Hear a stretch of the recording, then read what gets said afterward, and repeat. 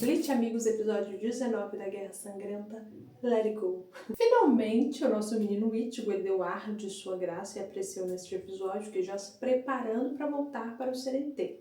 E aí ele falou uma coisa muito interessante. Na verdade, o moço do Petudo falou que com o passo relâmpago, ele chega no Serentê, lá do Palácio Real, lá pro Serentê, e é uma semana. Aí o Ichigo, como se não fosse nada, vira e fala assim, não, se eu me apressar, em meio-dia eu consigo.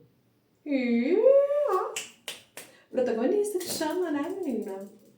Achei chique, achei chique. O Ichigo tá em outro nível, né, gente? Ele transcendeu aí algo que eu nem sei o que. Uma observação pra Senjumaru. Que linda! Ela é linda, né? Ai, eu rio. Tadinho do Ichigo. Ele fala, não, eu quero chegar antes da invasão começar. Aí o Ichigo falou, então, a invasão já começou tem 3 horas.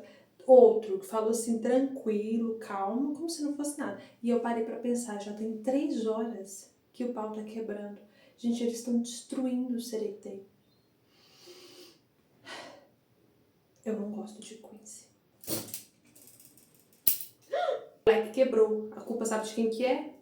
Dos Quincy's. Enfim, na hora que o Ichigo falou que já tem 3 horas que começou a invasão, o Ichigo já se jogou assim, né, no abismo. Ai, a paciência do Ichigo, né? O Ichigo, ele é um amor, calmo, tranquilo, sereno. Xingou o Ichigo e chamou ele de idiota. O respeito pelos mais velhos não existe. Eu gosto que o Ichigo, ele não gosta de todo mundo igual. Ele trata todo mundo sem a menor paciência. E no meio do caminho ele já faz uma ligação pro Urahara e fala assim que, ô Urahara, deixa eu te falar, sem querer soar arrogante, mas já sento, sem mim vocês não vão conseguir. E aí, Ichigo, eu vou te falar, com todo o carinho do mundo, você pode ser arrogante o tanto que você quiser, desde que você desça-lhe o cacete em Quincy. Eu te autorizo. Vou arrumar outro leque, peraí. Eu não tenho autoridade nenhuma pro Maiguri. Ele aparece com aquele sol brilhante e eu começo a... Ai, Maiguri. Temos o Yugra conversando com o Ryu. Yugra, aquele loiro com cara de quem cospe em pobre? Pois é, ele tá conversando com o Ryu. E eu nunca sei qual é a do Yugra. Se ele é leal ao Rabarra. Se ele vai trair o Rabarra. Eu não sei. Daí ele leva o Ryu lá pra onde estão aqueles Quincy's, aquele que roubou a Bankai da Soifon e aquele que roubou a Bankai do Hitsugai. Eu fiquei com uma dúvida, eles vão ser julgados por serem perdedores. Por que a Bambieta e as Bambietes também não foram? Se bem que a Bambieta que perdeu, né? E aí elas pegaram o corpo dela. Uma outra dúvida também me surgiu. O poderzinho Quincy do Yugra é aquela balança, né? Só que eu fiquei pensando, a justiça dele é só porque ele quer. Porque sempre a balança pende pro que ele quer. Eu falei, muito interessante, né? Muito legal esse conceito seu aí de justiça. Eu, hein? Se discorda dele, morre. Aí, menino, na hora que ele matou os meninos lá, o Ryu ficou com a cara de onde é que eu fui me meter. Pois é, Ryu. Pois é. O Gran fala que o objetivo do Rabarra, né, do cão, não é a sociedade das almas, tá. Eu, fonte, vozes da minha axila, eu acho que o cão, o Rabarra, ele tá interessado lá no Palácio Real. Eles vão subir. No final dessa guerra vai estar todo mundo lá pra riba, lutando lá com o rei. Corta pra Rukia, né, voando assim pelo Serentê, pensando, ah, nossa, a situação tá crítica pro nosso lado. Aí uma mão toca nela. Valha, nossa senhora, que medo. Eu já até sei quem é.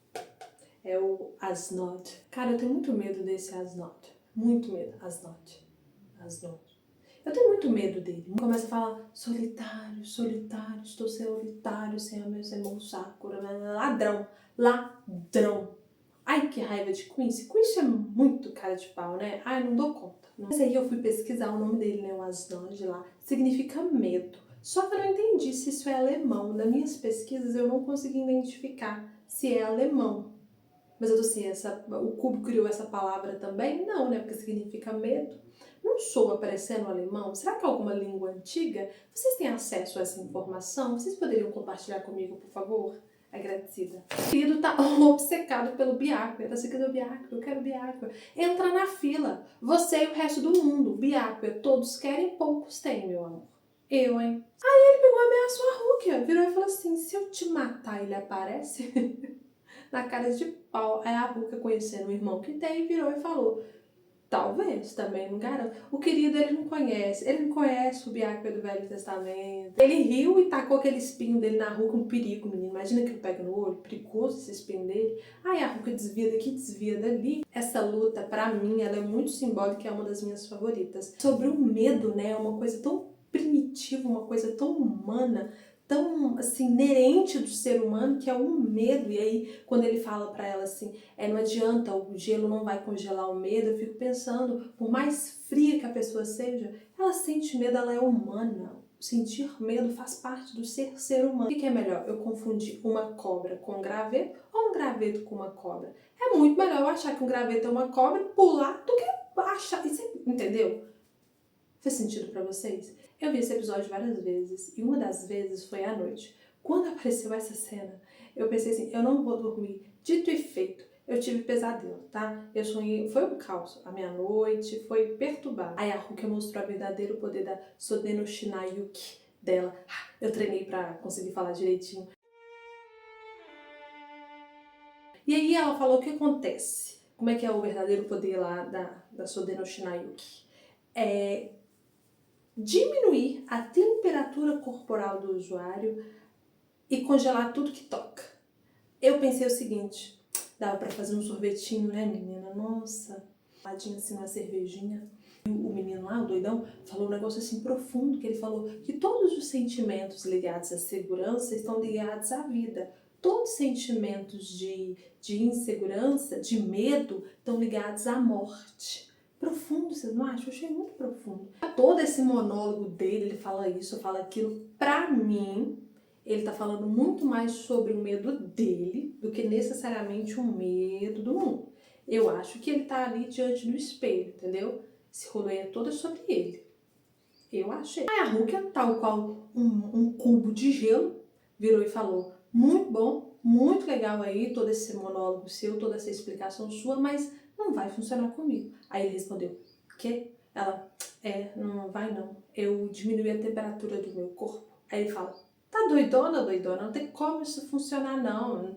Você não vai viver se isso acontecer. Aí ela vira e fala, pois é, eu tô morta. Aí ela foi diminuindo a temperatura corporal dela, menos 18, atacou ele, menos 50, atacou ele, menos 273,15.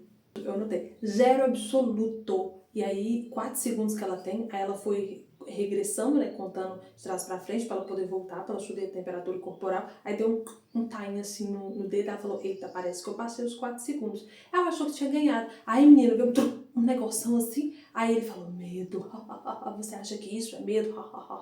E aí mostrou uma lembrança dele com dificuldade de respirar e conversando com o cão do Rabar. Aí ele falou, você acha que isso é medo, mulher? E aí deu ruim pra Rukia, deu muito ruim pra Rukia, porque ele ficou doidão. Ele mudou pra essa forma aqui, horrorosa. Que medo desse bicho. Eu já tinha medo dele antes. Agora eu passei a ter muito mais medo. Tá explicado por que eu tive um pesadelo. Aí a Rukia tentando atacar ele, ela não conseguia atacar ele. Ele falou, sabe por que você não tá conseguindo atacar? Porque você tá com medo. E aí acabou. Acabou por quê? Porque ele entrou na mente dela. A partir do momento que ele entrou na mente dela, acabou. Ela começou a ficar com medo e aí ele começou a torturar a bichinha. Que maldade, velho. Ai, que nojo daquela cena da música. Na hora que a gente achou que tava tudo perdido, quem que apareceu? O Byakuya. Ai, gente, o Byakuya é muito lindo, né? Nossa Senhora Perpétua. Byakuya, casa comigo. O Byakuya destruiu tudo com uma calma, uma tranquilidade, uma serenidade tão típica dele, né? Ai, o Byakuya é bonito demais, gente. Nossa Senhora. Ela virou e falou assim, nossa, muito interessante a sua Bankai. Aí o Byakuya virou e falou assim, Bankai? Que? Você tá doido? Isso aqui é só a minha Shikai. Aliás, muito obrigada. Graças a você ter roubado a minha Bankai, eu pude compreender novamente a verdadeira essência da minha Zanpakuto, da minha Symbol Sakura.